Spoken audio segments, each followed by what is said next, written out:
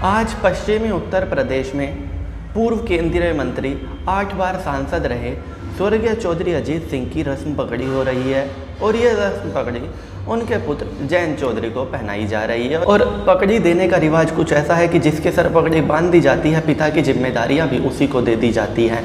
तो जयंत चौधरी के सामने चुनौतियां तो बहुत हैं, लेकिन जयंत चौधरी को जिस तरह से समर्थन मिल रहा है पिछले 1 साल से, उसके बाद से बड़े दलों में बेचैनी बहुत है। जयंत चौधरी ने ये रस्म पगड़ी करके न सिर्फ 2022 के विधानसभा चुनाव का बिगुल फूंक दिया है, बल्कि सपा और भाजपा दोनों में ही बेचैनी बढ़ा दी है। अब आप ये सोच रहे होंगे कि सपा तो लोकदल के साथ है, भला सपा में कैसी बेचैनी बढ़ेगी। तो हम इस वीडियो के बाद में आपको बताएंगे कि सपा में बेचैनी क्यों बढ़ेगी। वहीं भाजपा में बेचैनी बढ़ना तो लाजमी है, क्योंकि हमेशा से राष्ट्रीय लोकदल पश्चिमी उत्तर प्रदेश का सबसे बड़ा दल रहा। लेकिन पिछले 7-8 साल भाजपा के लिए इतने अच्छे रहे पश्चिमी उत्तर प्रदेश में कि भाजपा सबसे बड़ी पार्टी बन गई, पश्चिमी उत्तर प्रदेश में भी और उत्तर प्रदेश में भी। और ख़ास करके पश्चिमी उत्तर प्रदेश में, जिसको जाट लैंड भी कहा जाता है, और यहाँ जाट मुस्लिम का जो फैक्टर था उसको तोड़ने में भाजपा कामयाब रही, और उसकी बदौलत पिछले 8 सालों से पश्चिमी उत्तर प्रदेश में सबसे बड़ी पार्टी है भारतीय जनता पार्टी। लेकिन जयंत चौधरी को जिस तरह से समर्थन मिल रहा है लगातार, वो कहीं भी जाते हैं तो लोग अपना पैसा खर्च करके, किसी गांव में कोई बस नहीं जाती, लोग अपने ट्रैक्टर और ट्रॉली जोड़ के, अपनी भैंसा बुग्गी जोड़ के उनका भाषण सुनने के लिए जाते हैं, उनकी मौजूदगी में अपनी प्रेजेंट दर्ज कराने को जाते हैं और ये दिखाने को जाते हैं कि वो जयंत चौधरी के साथ हैं और भारी मात्रा में उनको समर्थन मिल रहा है और लोग उनसे जुड़ रहे हैं। और जितना ज़्यादा लोग जयंत चौधरी से जुड़ रहे हैं, उतना ज़्यादा भाजपा के लिए तो खतरे की घंटी है ही पश्चिमी उत्तर प्रदेश में। लेकिन साथ ही साथ समाजवादी पार्टी को भी सोचना पड़ रहा है, क्योंकि सपा और आरएलडी की बात फंसी है सीटों के खींचतान पे।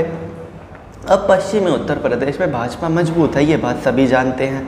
अगर अखिलेश यादव को मुख्यमंत्री बनना है तो पश्चिमी उत्तर प्रदेश में बिना राष्ट्रीय लोकदल के वो मुख्यमंत्री कम से कम इस वक्त तो नहीं बन सकते, क्योंकि पहले का वक्त और था, पूर्वी उत्तर प्रदेश से इतनी सीटें मिल जाती थी समाजवादी पार्टी को कि किसी की ज़रूरत नहीं होती थी।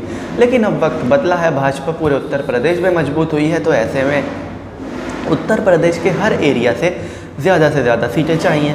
अब ऐसे में अगर पश्चिमी उत्तर प्रदेश से सीटें चाहिए तो राष्ट्रीय लोकदल के बिना अगर अकेले सपा लड़े तो मुश्किल से 4-5 सीटें निकाल पाती है। लेकिन अगर राष्ट्रीय लोकदल के साथ मिल जाए तो 40-50 विधानसभा सीटों तक संभावनाएं बढ़ जाती हैं। और यही कारण है कि आरएलडी के साथ गठबंधन चाहिए सपा को। आरएलडी को भी सपा की ज़रूरत है, सपा को भी आरएलडी की ज़रूरत है। लेकिन सपा चाह रही है कि 25-30 सीट से ज़्यादा आरएलडी को देनी ना पड़े, और जयंत चौधरी शायद ही 40-45 सीटों से नीचे पे माने, क्योंकि बहुत से बसपा और भाजपा के नेताओं ने आरएलडी को ज्वाइन किया है किसान आंदोलन के बाद से। तो उन सभी को भी टिकट चाहिए, अपनी पार्टी के कार्यकर्ताओं को भी टिकट देने हैं। ऐसे में 40-45 सीटें तो जयंत चौधरी को चाहिए ही होंगी, और यहीं पर सारी बात फंसी है। लेकिन एक बात तो साफ है कि जिस तरह से जयंत चौधरी की हर दिन ताकत बढ़ रही है, समाजवादी पार्टी और राष्ट्रीय लोकदल के बीच में ये गठबंधन सक्सेसफुली हो जाएगा और ईजिली आरएलडी 35 से तो ऊपर सीटों पर चुनाव लड़ ही लेगी। तो चलिए दोस्तों, मैं राहुल चौधरी, फिलहाल इस वीडियो के लिए इतना ही। आगे भी इसी तरह की देश दुनिया बॉलीवुड और खेल की तमाम खबरों के लिए बने रहिए मेरे साथ। जय माता दी।